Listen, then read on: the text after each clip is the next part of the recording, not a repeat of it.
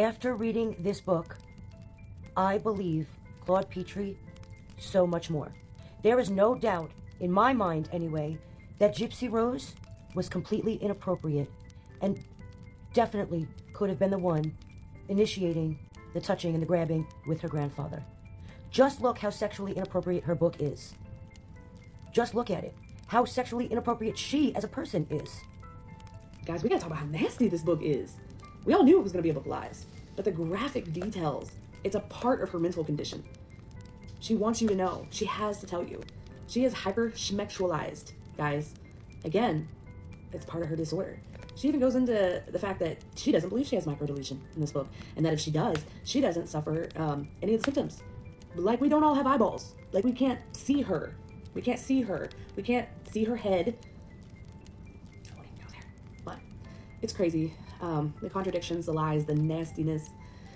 Gypsy Rose's memoir, My Time to Stunt, which she wrote with the help of Melissa Moore and Michelle Matushani, was first announced in April and has now finally hit the bookshops for purchase. Gypsy says this memoir is aimed at telling her side of the story and answering questions that the public or interviewers haven't been asking. In this book, she aimed at showing the readers the emotional state which she was in while committing her crime and all the trauma she has had to go through ever since she still lived with her mother. She says this memoir is dedicated to her yet-to-be-born daughter, Aurora, and that it is about telling her truth to her daughter from the right sources. However, this particular memoir goes overboard with the amount of detail and disgust that it evokes. Gypsy went all in about her life and didn't hold back at anything, with utterly vivid personal scenes that one wouldn't want their daughter to know about, or even anyone apart from perverts. What is one thing that you hope that people take away from the book? I really hope people take away from the book, like, the point of the book is not to rehash my story. Okay. The point of the book is to give hope to the people that are currently going through my story. Right. People that have no idea what Munchausen by proxy is, because I didn't. Mm-hmm. People that are in domestic violence relationships, they could relate to the mindset that I was in. Absolutely. This memoir is mostly an erotica and a dark fantasy book. If you look at the disturbing, nasty facts that Gypsy freely elaborates in this book, it is almost scary that Gypsy felt the need to put these specific scary parts of her life out there in a book that she heavily wants her daughter to read. Why is she subjecting her child to such uncomfortable details? No kid would want to know that in-depth detail of their family's sexual life. Oh, for sure. And then dedicating the book in part to her unborn daughter. A book full of, like, words I can't even say on TikTok. It is just not right. And this book just shows us much about Gypsy's preferred topics as a person. The need for Gypsy to tell her side of the story through her book didn't mean she had to go all the way there like she did. It was almost unnecessary because readers would have gotten her point either way if she hinted just a little bit at her discrete situations. But she didn't hold back on any detail. She was as explicit as possible. It was just weird how Gypsy sexualized every part of her book. Do y'all remember the interview where Claude stated that Gypsy was actually the one that would try to inappropriately grab and touch him? After reading this book, I believe Claude Petrie so much more. There is no doubt, in my mind anyway, that Gypsy Rose was completely inappropriate and definitely could have been the one initiating the touching and the grabbing with her grandfather. Just look how sexually inappropriate her book is. Just look at it. How sexually inappropriate she as a person is. After reading this book, I believe Claude Petrie's story that much more. I'm just saying there's that. It was as if she always wanted to share that part of her life openly but hadn't gotten the right platform for it until this memoir. Gypsy knew what she was doing with this memoir and how explicit she was because she even posted a disclaimer about the book on her page, which reads, "I want to make readers aware of the disturbing explicit details of abuse within my memoir. There are many references to many forms of abuse, physical, emotional, and essay. This book may trigger some. I would advise caution when reading my book. My hope is to encourage healing through sharing my experiences with others who find themselves in similar circumstances. Society puts many stigmas against victims of abuse, and this book is to show the growth towards a better life. Some things happen to us that we are ashamed of, and the truth is, we are not to blame for others who have abused us. We as survivors, we are not to blame. We didn't ask to be hurt or used. We can acknowledge our past, not to live with it. Move forward, and as survivors, stand together. Many blessings. Because even with a disclaimer, it wasn't right that her child will also be subjected to read this book. A commenter commented on this post, showing concern for Gypsy's daughter, asking, "You want your daughter to read about you having sex?" Gypsy replied to this comment saying, "My daughter will be 18 when she reads this book as a grown woman, so thank you." Next. I don't know if Gypsy noticed what her reply meant, but she of all people should have known that being a grown woman isn't enough to save one from such exposure, especially if it is concerned with a family member, more so a mother.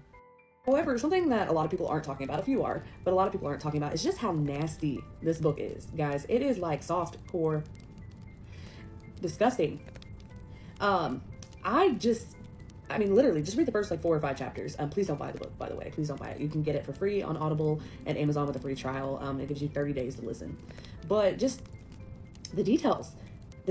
How many times does she say the word period? Y'all, if it was a drinking game, we'd be under the table. It's everything that you never wanted to know about Gypsy's bodily functions, which she just has to tell you. Which reminds me of my sociopathic narcissist abuser. She used to tell me the grossest things that nobody wants to hear, nobody wants to know about. And most sociopathic narcissists do this. They do it for shock value. They do it to distract. They do it just to make you uncomfortable, okay? It really sticks out to me as a way that my mother abused me. Just things you don't tell your daughter or anyone. But she does this all through the book. I don't want to know about Gypsy's bodily functions. I don't want to know about her. I don't want to know about that. Why do I need to know about your time of the month? It's so strange to me, and her dragging her mama through the mud and telling everyone about her mama's Smex life and her Smex life. Gypsy, we don't care. It's not necessary to tell your story. It was never necessary to tell your story. You want to talk about all this essay. I wonder how your grandpa feels about that. I wonder how your family feels about that. I don't believe it. I don't believe it because all you've done since you got out of prison, or before you got out of prison, back when the crime happened, but all you've done is lie. Every lie can be pulled apart, and whether it be by evidence or just your own admission, because you contradict yourself. Gypsy herself was already a grown woman enough to stand up for her mother to stop the so-called abuse, but she chose to go the hard way. This shows that being grown isn't a defense at all, so no marks for her on that. The point is that Gypsy was ready to expose her intimate life to her daughter and everyone else around her daughter. Think of this child's environment once she's grown and she and all people around her get to read these crucial details about her mother. Would her social life be the same? Would she be able to remain the same emotionally and mentally? Gypsy's child is already going to face the weird spotlight because of her mother's past. But then this book is set to make it worse for her, as the details in it will forever haunt this child. Gypsy's excerpt reads, "To my unborn baby, when you are one day ready to read your mama's story and learn of your ancestry, I want you to know that every choice I have made in my life, whether right or wrong, has been with the hope of having you." She wants her daughter to read the book, her account of just this horrific at the hands of the people that were closest to her. Okay, so that sounds like just an uplifting tale. I'm not gonna, I don't know, to each their own, but I'm not gonna sit there and, give my sons a book of every horrible thing that's ever happened to me. Here we go, all condensed for you. Everything's there, like generational trauma served up on a platter. Look, that's just me. Not only is her daughter possibly going to be reading this one day, but think about classmates' parents are going to be reading this book. Your daughter has enough to go through as it is with having the infamy of you tied to her. But I guess what's done is done. And there's gonna be more installments of this, y'all. This was cultivated completely because all there was to tell was done. So this is the backstory of what supposedly happened between her and Nick, and twisted kind of like to look like a memoir, to look like a victim's account, but in reality it's 100% fiction in my opinion, and for entertainment purposes. Okay, bye. Even once on the Viles podcast, when she was asked about what her daughter will perceive of her past, she had mentioned that she still had a long time to prepare for that moment and to know what words needed to be said to her daughter. At some point, you will have to have a conversation with your daughter. Do you have a plan of how you might address your past with your daughter? Yeah, of course. When she is of the right age to understand, we are going to sit her down together. And also with my dad and Kristy, we have that support there. And we're going to explain things in a way that's not overwhelming, but enough to where she understands where my life was at that time and how did I get there? Because obviously I didn't get there overnight. Is there any part of you that thinks about the relationship your mom would have with her? Yeah. I mean, for me, it is heartbreaking because I do from time to time think about what could have been, and it makes me sad. All of those little things that, I wish I could have had growing up, I want to give to my daughter. So are the words she wants her daughter to hear the ones she used in her book? Had she thought through the whole situation beforehand? In the podcast, she went ahead to say that she wrote the memoir to tell her story to her daughter because she could read it for herself and see that her mother was not this monster that they say on social media, adding that she isn't any of these things. In her own words, Gypsy said, "My memoir is a true form of my soul and everything I had been through. So I am taking all of these steps to make sure that she has every source of information she needs from the right places." Let's not even talk about the fact that Gypsy herself is not the right source of information, since her narratives keep on changing according to the platform, with each narrative aimed at making her more a victim than a victimizer. She keeps on updating her story according to what suits her vulnerability more. In this book, she talks about how she was physically abused by her mother, like when her legs were punched after she had tried to run off with an older man named Dan, being handcuffed, being denied food, and also being locked outside an outdoor shed. That's your mother, okay? Me and Dee Dee are only like 3 pages in, and she already ripped it out of my hands, brought it to a back room with her, and tried to wipe her ass.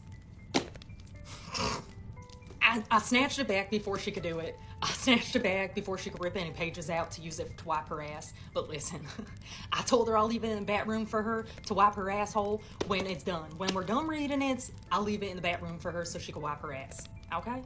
Listen, we're already 3 pages in, and Dee Dee's not happy, okay? She's pissed. She's pissed. Like I said, she tried to already wipe her ass with it.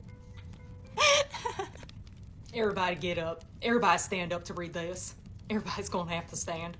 All these revelations contradicted her initial statement of only having been medically abused and how she had never been physically abused by her mother. Now the storyline changed to make her mother the monster and to give justification for why she did what she did. This type of information she wants her daughter to feed on, a bunch of lies demonizing her mother and posing herself as a survivor of the abuse.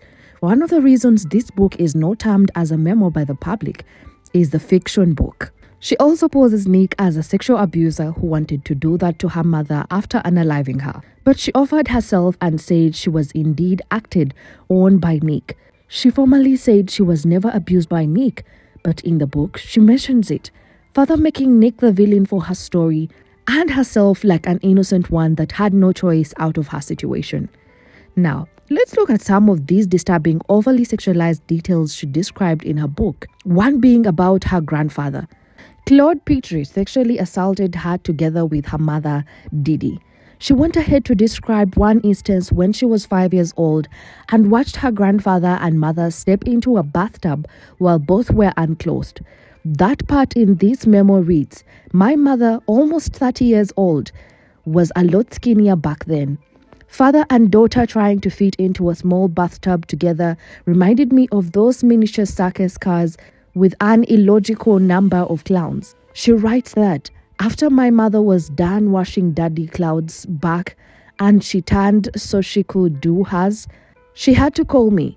She mentioned that it was her turn to get in the tub and that her mother would undress her, carry her over, and plop her in the water where her grandfather was. First, she mentioned this fact with her grandfather, to which he denied the accusations. Now, she went as far as narrating for us this scenario, and that making readers have all these sorts of pictures in their minds. So imagine what her child will feel while reading this, trying to picture her great-grandfather together with her mother, and mother all nude in the bathtub. Won't that mentally torture her? Then when you get to the parts after she met Nick, oh my goodness. These chapters were just classic nasty corn. First, describing the kind of online relationship of BDSM. In English terms, this is an acronym that stands for bondage, discipline, dominance, submission, and sadomasochism. This consists of a wide range of erotic practices and kinks built upon power dynamics between consenting sexual partners. So Gypsy mentioned that she began recording sexually explicit videos at his direction, and in one instance she recorded for Nick a video sucking at a toy that he had ordered from Japan. And she said when he praised her for that, she continued to believe that he loved her. She continues to give details about the other dirty things she recorded for Nick upon his demands, with one where she had to slather her body with peanut butter or barbecue sauce, and other instances where she was asked to role-play sexual parts with objects representing male genitalia. Gypsy goes deep into these sexual acts with Nick, also narrating the moment after he had unalived her mother and how Nick forced himself inside of her even though she had agreed to the act, explaining all the experiences vividly, which we will not get into, but the picture has been drawn how Gypsy felt the urge to go that deep with her sexual experiences and not finding it odd that her daughter will also have to read these details one day.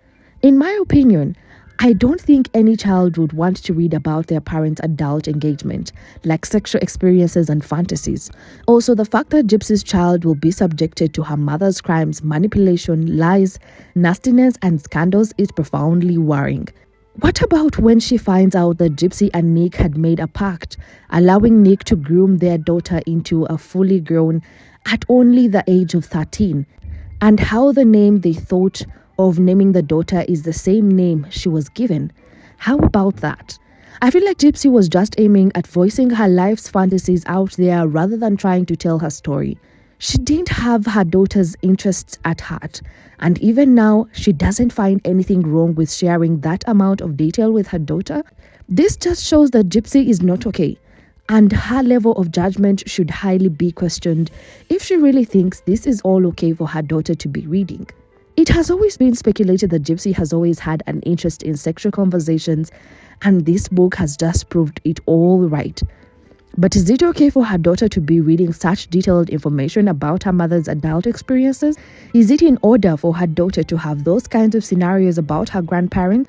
Don't you think something is deeply wrong with Gypsy? Do you think Gypsy is ready to feed her daughter more lies about her past other than the truth she claims she is telling for her? What are your thoughts? Let me know in the comment section, like and subscribe to this channel for more updates.